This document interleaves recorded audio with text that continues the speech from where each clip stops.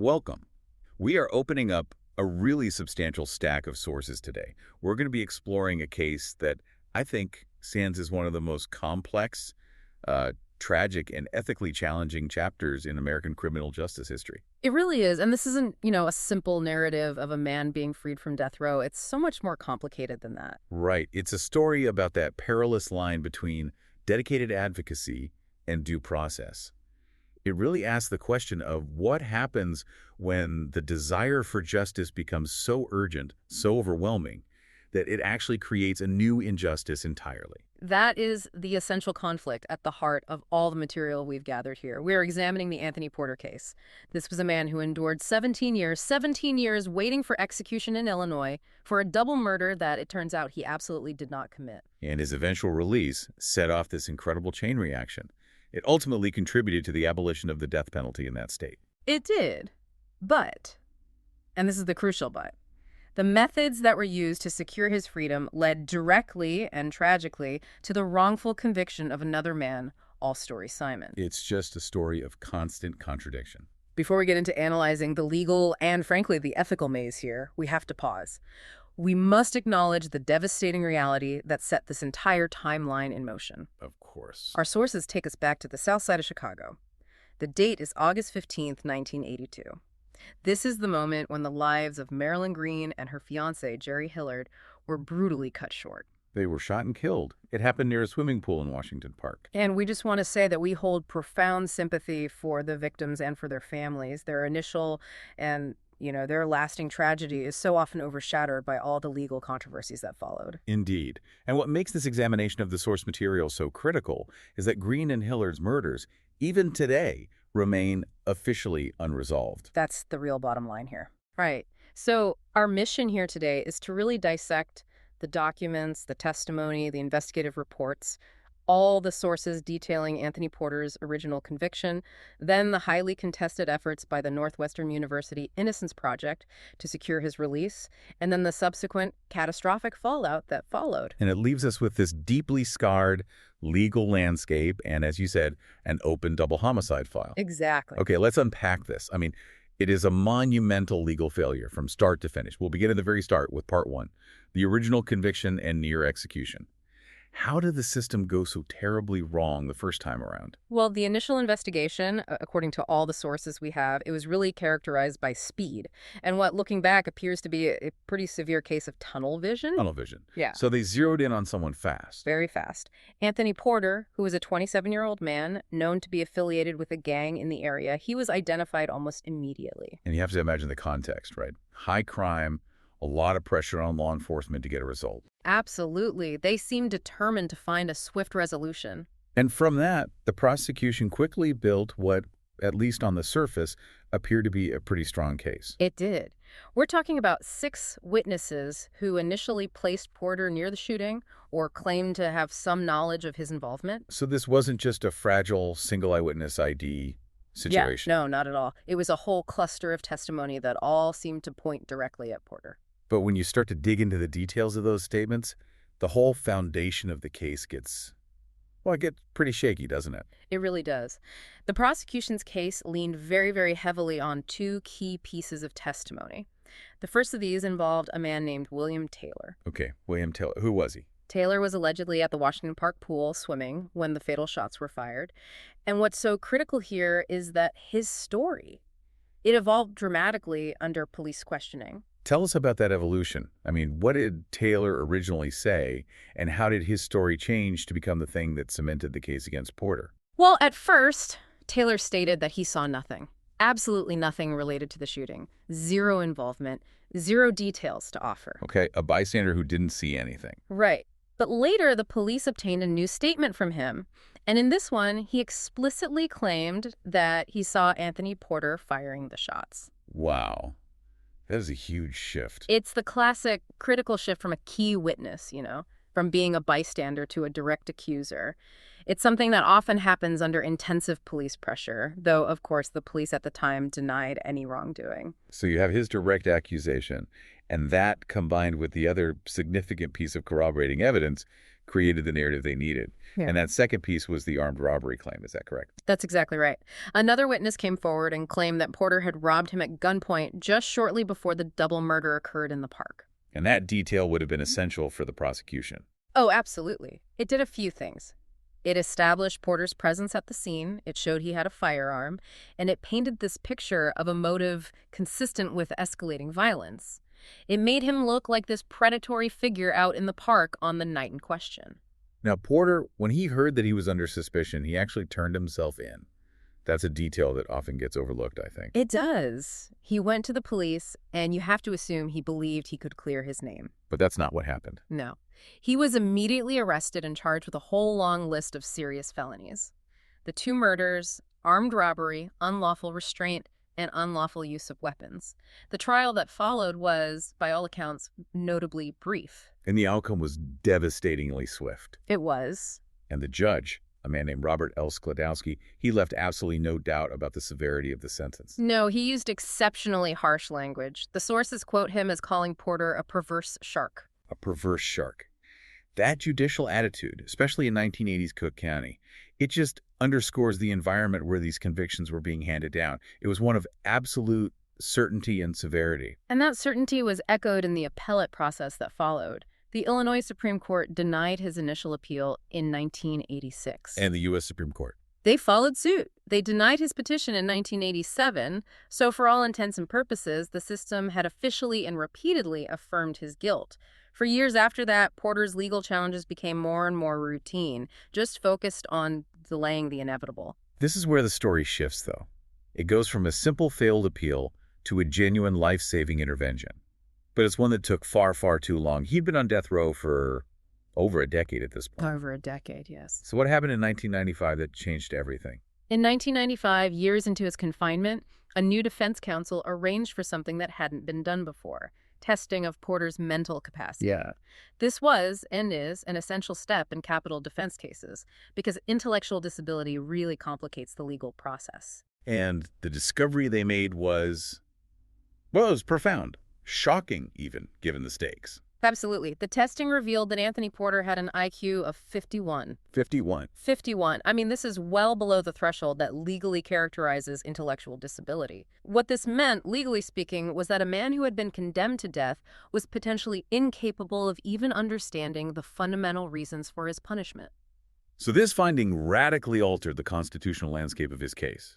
The argument was no longer just about whether he committed the crime, but whether the state could legally execute someone who lacked the capacity to grasp the concept of capital punishment itself. Precisely. And while the Supreme Court hadn't yet issued its definitive ruling on executing the intellectually disabled, that would come later in the Atkins decision in 2002, the legal community understood this as an incredibly powerful mitigating factor. So the new appeal was based on this. Yes. The new appeal argued that Porter's severe intellectual disability rendered him incapable of comprehending his punishment, and that executing him would therefore violate the Eighth Amendment's prohibition against cruel and unusual punishment. The sources, when you read them, they really convey this palpable sense of urgency around this appeal, because the clock was genuinely, literally, ticking down. It was. His execution was scheduled for late 1998. The appeal, the stay of execution, was granted just 48 hours, some sources say it was exactly 50 hours, before he was due to receive the lethal injection. Just 2 days away from being executed. 2 days. And this pause, it's critical to remember, it was triggered not by a finding of innocence, but by a finding of incompetence. That stay saved his life, and it inadvertently provided the necessary window, the crucial time, for investigative journalists to step in. It's just incredible to think about. The entire trajectory of this case, and frankly the future of the death penalty in Illinois, hinged on a 2-day window enabled by an IQ score that had been missed for 17 years. It's staggering. That fragile pause sets the stage for what comes next. Part 2. The controversial intervention. And this is where the Northwestern University Innocence Project enters the narrative. The dynamic of justice completely shifts here from, legal defense to investigative journalism. The Porter case was taken on as a class assignment, right, for students in a journalism course. That's right. It was led by Professor David Protess at the Medill School of Journalism. And the mission was clear: challenge the judicial system's conviction.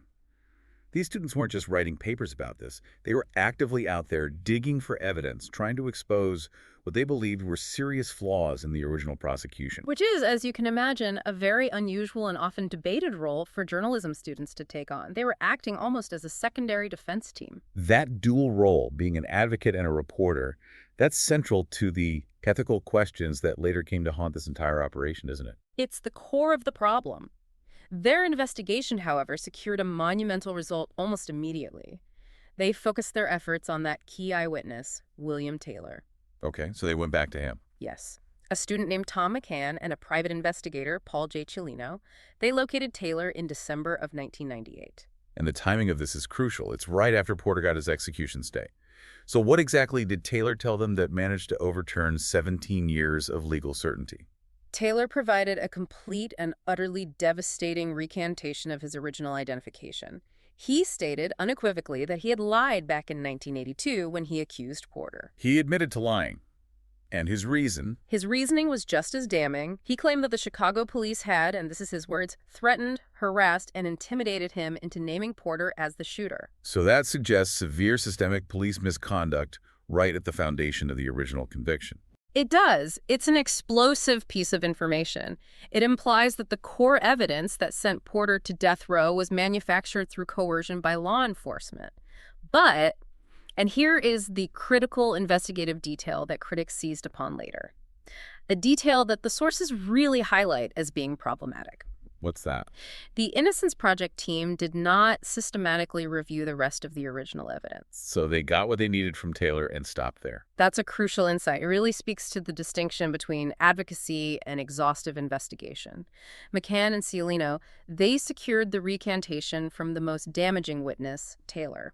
But the sources confirmed they did not interview the other 5 original witnesses who had placed Porter near the scene. Nor the detectives involved. Nor did they interview the detectives from the 1982 case to hear their side of the story regarding Taylor's coercion claim. In any kind of systematic investigation, especially one meant to overturn a death sentence, you would think you'd need to address every single piece of evidence, not just the linchpin testimony. You would.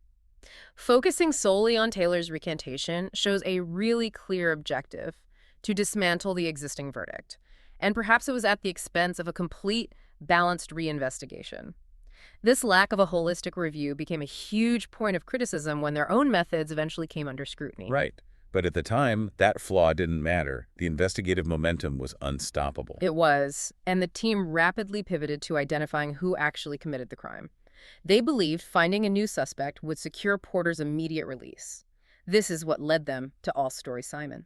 So how did the investigation land on All Story Simon? I mean, the victims, Marilyn Green and Jerry Hillard, were murdered in 1982.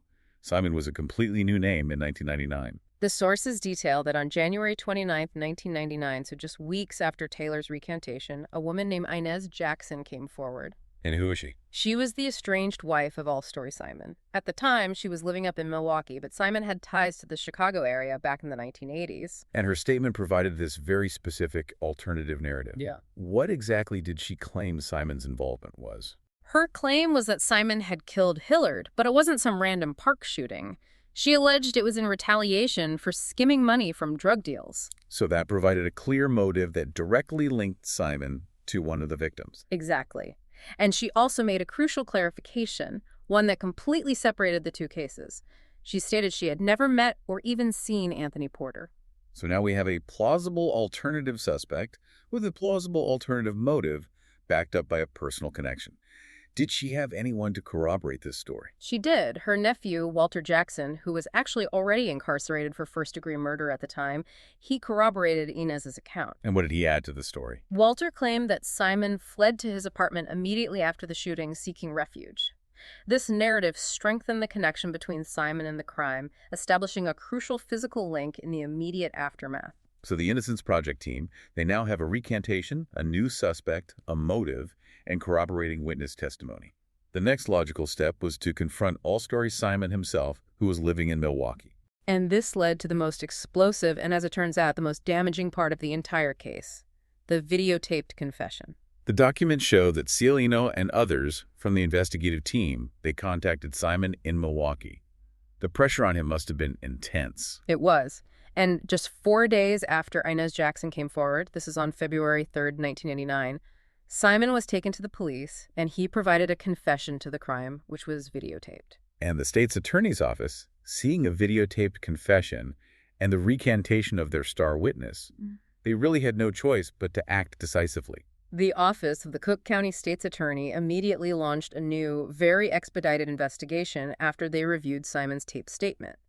The consequences for Anthony Porter were immediate and life-altering. He was released on bail just 2 days later. 2 days later. After serving 17 years on death row, the state formally dropped all charges the following month, confirming his full exoneration. At the time, it must have been seen as this massive victory for justice reform, for the power of investigative journalism. An innocent, intellectually disabled man who was hours from execution was free. That's exactly how it was framed. But the correction for Porter was really the beginning of the injustice for Simon. Precisely. All-Story Simon was formally charged with the 2 murders. That same year, in September 1999, he pleaded guilty to 2 counts of second-degree murder and was sentenced to 37.5 years in prison. And in the public eye, the case was closed. The truth was found. Justice was finally served. The Innocence Movement celebrated a monumental win. It was their poster case. But the sources make it explicitly clear that this corrected version of justice was, well, it was built on sand. We need to move it to part 3. The justice cycle fails, the recantations and fallout.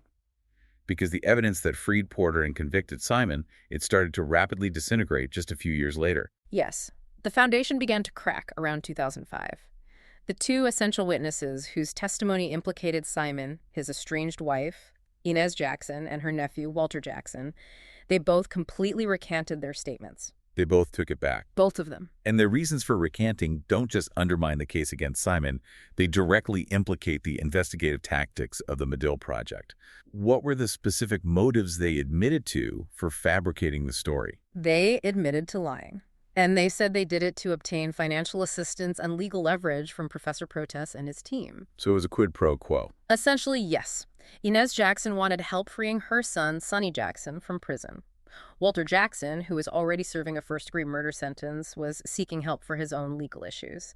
The sources detailed that the Jacksons believed that implicating Simon was the fastest route to getting the Medill Project's resources focused on their incarcerated family members. That kind of exchange fabricated testimony in return for potential legal and financial help. It just throws the entire process into ethical chaos. It suggests that Protest's team secured testimony of convenience, focused only on maiming Simon, rather than pursuing verifiable truth. It does. So if the 2 foundational witnesses against Simon were just fabricators motivated by self-interest, Yeah. the whole case against him falls apart. It does, and it casts a very severe shadow over Simon's subsequent confession. I mean, if the initial narrative linking Simon to the crime was bought and paid for, or at least coerced through promises of assistance, then the confession itself becomes highly suspect. And in fact, Simon did recant his confession. He did. He claimed it was false and that he was pressured into it by Paul J. Sciolino and a second investigator. This brings the interrogation methods of the Innocence Project team directly under the microscope. We need to go into detail about these coercion allegations because they are incredibly specific and highly problematic from a legal standpoint. What exactly did Simon claim they did to pressure him? Simon's claims detail tactics that would be, without question, condemned if used by official law enforcement. First, he claimed the investigators, Sciolino and the other man, they misrepresented their status. They posed as city police officers. Posed as cops. Okay, what else? Second, and this is perhaps the most disturbing part, Simon claimed they showed him a videotape. But it was a videotape of an actor pretending to be a witness, directly implicating Simon in the crime. An actor. They faked evidence. That was his claim. The use of deceptive props and misrepresentation of authority. It's designed specifically to dismantle a suspect's certainty and their constitutional rights. The sources highlight that they were using methods designed to induce fear and guilt through completely manufactured evidence. And on top of that, there were promises made, right? Yes. Furthermore, Simon alleged the investigators promised him a much shorter prison sentence, implying he'd be back on the street quickly and even, bizarrely, a lucrative movie deal if he cooperated and confessed. Movie deal. A movie deal. So you have this combination of fear from the fake witness tape and financial enticement from the movie deal. It suggests an interrogation strategy tailored entirely to securing one outcome, a confession that would free Anthony Porter. This is a textbook definition of coercion. It goes far beyond the ethical boundaries of journalism or even private investigation. It raises that critical question of constitutional due process. If police are prohibited from lying to a suspect about evidence, how could a quasi-official investigation linked to a major university employ these tactics? That is the central conflict. And for their part, Protes and Cialino maintained their vigorous denial of any wrongdoing. They said Simon's claims of coercion were false. They publicly asserted their enduring belief that Simon was, in fact, the actual murderer of Green and Hillard, regardless of the controversy surrounding how his confession was obtained. So they prioritized the outcome Porter's freedom over the integrity of the process. That's certainly how their critics saw it. And the pressure on Northwestern University began to mount because of these allegations. It all culminated in a significant institutional response directed at Professor Protes. What did the university do? In 2011, Protes was suspended by Northwestern University. Now, the suspension wasn't directly for the Simon case. It was for falsifying evidence related to a subpoena in an unrelated wrongful conviction case that was being investigated by his team. But that pattern of alleged manipulation, even in different case, it must have added enormous weight to the pre-existing concerns about his methods and his ethics. It did. He resigned shortly thereafter. So with the architect of the investigation now removed from his post, the legal system was forced to grapple with this awful reality that they had exchanged one wrongful conviction for a second one. And the spotlight shifted back to All-Story Simon. Yes, this led to a year-long investigation by the Cook County State's attorney at the time, Anita Alvarez. And what did her office find? Alvarez's office spent a substantial amount of time systematically reviewing Simon's case, the original evidence, the recantations from the Jacksons, and the specific investigative tactics used by the Medill team. The investigation ultimately concluded that Simon's claims were credible. And the conclusion was definitive. It was. In October 2014, Anita Alvarez vacated the charges against Simon, ending his 37-and-a-half-year sentence. All-Story Simon was freed after having served 15 years for a crime the state now acknowledged he was coerced into confessing. But the most important element of that 2014 exoneration was the official condemnation that Alvarez issued. It was incredibly strong language. She publicly declared that the Medill Innocence Project's investigation involved, and I'm quoting here, a series of alarming tactics that were not only coercive and absolutely unacceptable by law enforcement standards, they were potentially in violation of Mr. Simon's constitutionally protected rights. That language, coming from the chief prosecutor of Cook County, is not only rare, it's devastating. It confirms the fears of many critics that investigative journalism, when it takes on the mantle of advocacy, can be just as dangerous to due process as police misconduct. It's an ethical failure on a massive scale. It is. And the result is this profound, unresolved paradox. Anthony Porter, the intellectually disabled man, was freed. All-Story Simon, the second man convicted, was freed. And the double murder of Marilyn Green and Jerry Hillard remains open and officially unsolved. The justice cycle, in attempting this massive correction, failed catastrophically twice. And now the original crime has seemingly been abandoned amidst all the confusion. A total mess. Let's transition now to part 4, ramifications and final status, because this case fundamentally changed the legal landscape in Illinois, particularly regarding capital punishment. It really did. The initial reaction from powerful city figures, though, was pretty predictable. Denial and a defense of the status quo. Richard M. Daley, who was the Cook County State Attorney during the original Porter prosecution and later became mayor of Chicago. Right. He maintained that the original case was thorough and fiercely asserted no one railroads anyone. Which you can understand politically why he would have to defend the integrity of his former office. And similarly, when Porter was first freed, the Illinois Governor George Ryan, he tried to frame the exoneration not as a failure, but as a success. He did. He suggested it proved the system worked because its safety mechanisms had eventually freed the innocent man. But that argument just couldn't hold up for very long. No, it quickly lost credibility. The Porter case was not an isolated incident. The sources highlight that the Medill Project had previously helped exonerate other high-profile individuals on death row, most notably Rolando Cruz and Alejandro Hernandez, who had been wrongfully convicted in the horrific Jean Nicarico murder case. So by the late 1990s, the public was seeing this pattern emerge. You have 3, 4, or more men freed from death row, one of whom came within 48 hours of execution.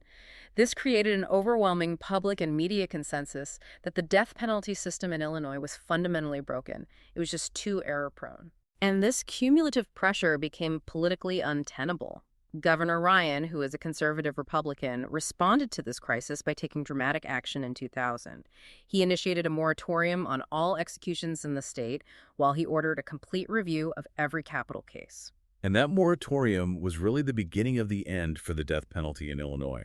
The policy shift was huge, and the Porter case is consistently cited as the single most powerful driver for that change. Without a doubt. 11 years later, in 2011, the state legislature passed a bill abolishing the use of the death penalty entirely, and Governor Pat Quinn signed it into law. The sources overwhelmingly agree that the near execution of an intellectually disabled man, Anthony Porter, provided the moral and political capital needed to overturn capital punishment in the state. So a huge systemic positive emerged from this ethical catastrophe. But beyond the state policy, the fight continued in the courts through civil actions. And this led to even more perplexing results regarding Porter's guilt. He pursued justice through a lawsuit against the city of Chicago.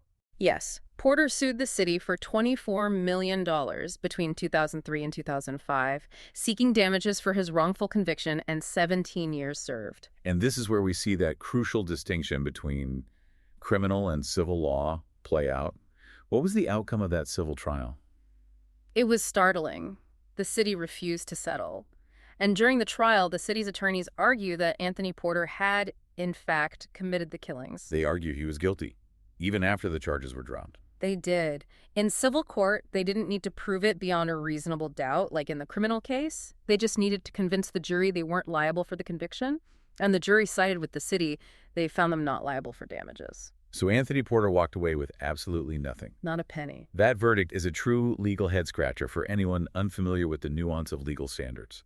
You have the state's attorney dropping all charges, confirming his innocence in the eyes of the criminal law, yet a civil jury essentially affirms the city's argument that he did it. It all comes down to the burden of proof.